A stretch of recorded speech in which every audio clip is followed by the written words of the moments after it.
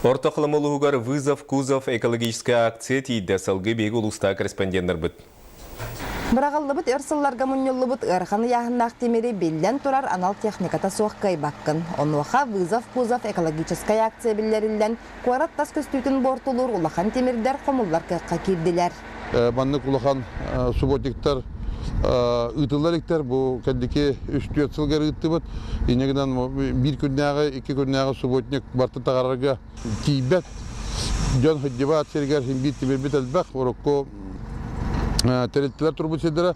Оны быел оттон тине бартын расты бут. Ортақылымы районығар рахырды еннеге салғанар. Ол күрдік терілтелер бірділен да жон қомынан әрелілер. Кузов нахал бағауық қарабылар, каркастара. Олахан габаритный.